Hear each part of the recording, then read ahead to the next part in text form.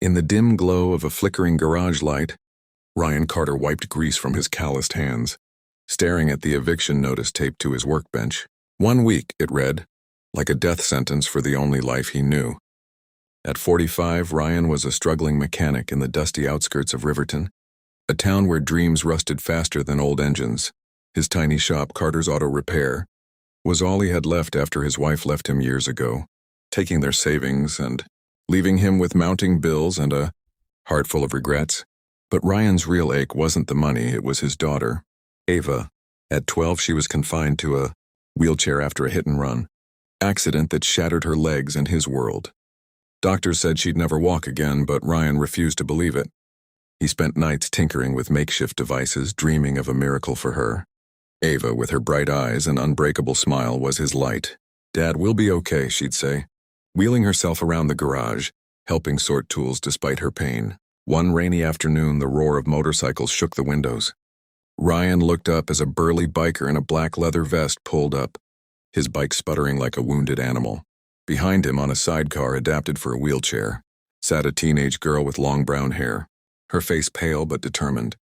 The biker, a giant named Travis with a thick red beard and tattoos snaking up his arms, lifted her down gently. "Name's Travis," he growled, but his voice softened when he looked at the girl.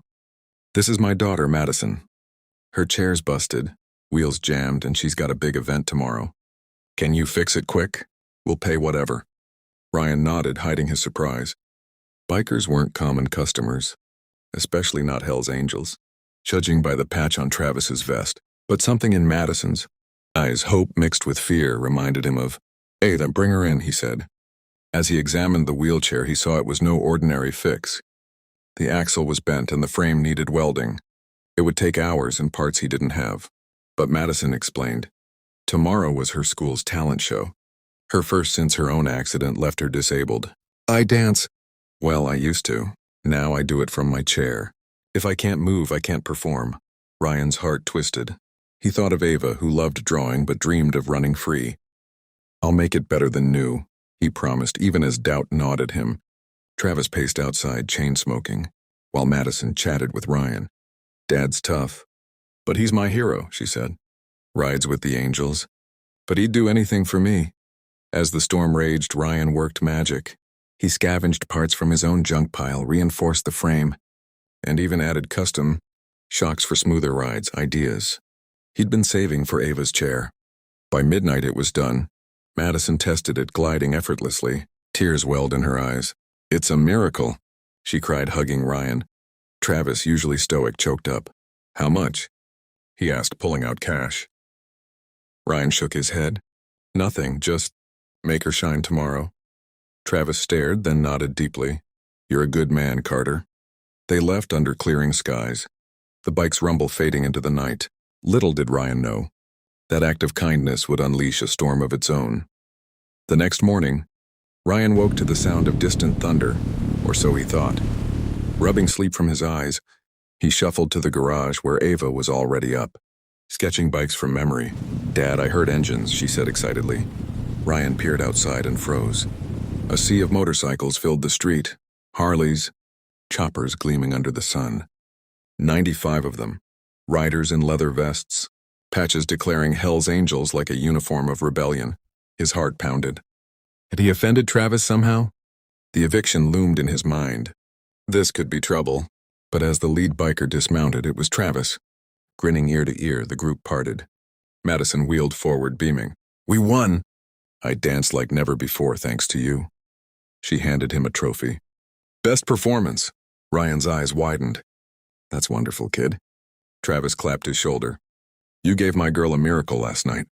No one's ever done that for us without expecting something. Angels take care of their own, and now, you're one of us."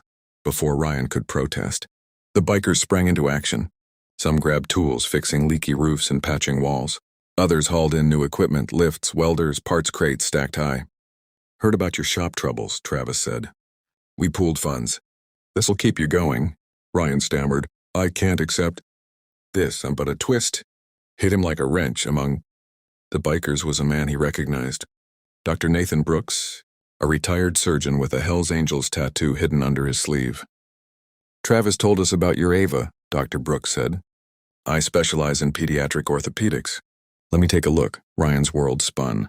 Ava, wide-eyed, wheeled over as Dr. Brooks examined her legs, reviewing old x-rays Ryan provided. As the day unfolded, more surprises came. Bikers shared stories. Tough exteriors hiding soft hearts.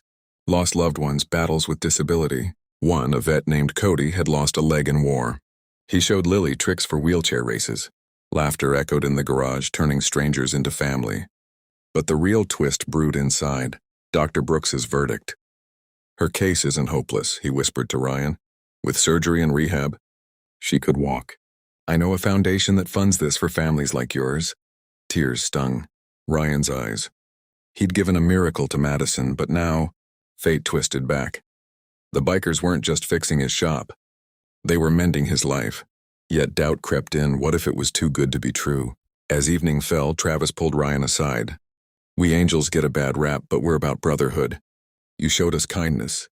We return it tenfold. Lily, giggling with new friends, looked happier than ever. Ryan felt a swell of emotion, but the climax loomed, a shock that would change everything. As the sun dipped low, the bikers gathered in a circle, engines idling like a heartbeat. Ryan stood amid them, overwhelmed. His shop, once crumbling, now buzzed with new life. Fresh paint, stocked shelves, even a sign. Carter's Auto, Angels approved. But the true miracle was for Lily. Dr. Brooks had arranged an immediate consult at his clinic, funded by the club's charity arm. Surgery next month, he said. She'll need therapy, but she'll walk, Ryan, I swear it. Ryan's knees weakened. Why me? I'm nobody. Travis laughed, his beard shaking. Nobody? You fixed Madison's chair for free? Turned her despair into joy. That's somebody. Then came the unexpected twist. Travis revealed a secret. That hit and run that hurt Lily? We angels have ears everywhere. We tracked the driver, a rich kid who fled.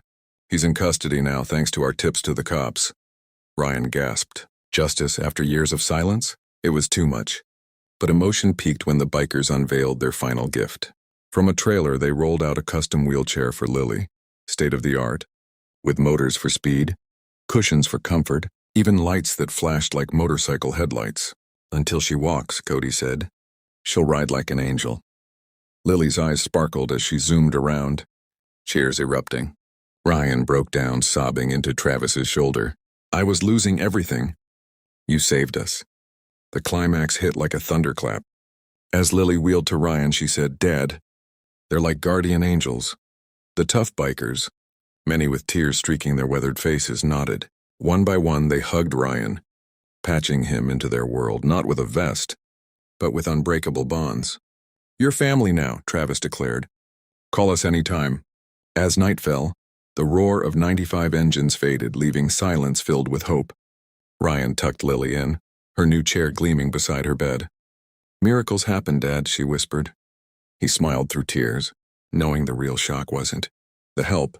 It was realizing kindness echoes, louder than thunder. In the weeks that followed, Ryan's life transformed. The shop thrived, customers drawn by the angel's buzz. Lily's surgery was a success. Months of rehab turned her tentative steps into confident strides. She walked into the garage one day, hugging Ryan. Your miracle started it all, she said. But the heartwarming truth spread beyond them. Travis and Madison visited often, bonds deepening. The Angels Act inspired the town. Donations poured in for disabled kids, proving stereotypes wrong. Ryan learned selflessness isn't a sacrifice. It's a seed that grows forests of kindness. Years later, at Lily's high school graduation, 95 bikers revved in honor, Travis toasting. One mechanic's heart changed us all. The message was clear. In a world of hardship, a single act of humanity can unleash waves of good, reminding us we're all connected, all capable of miracles. Kindness isn't weakness, it's the strongest force, turning strangers into saviors and pain into purpose.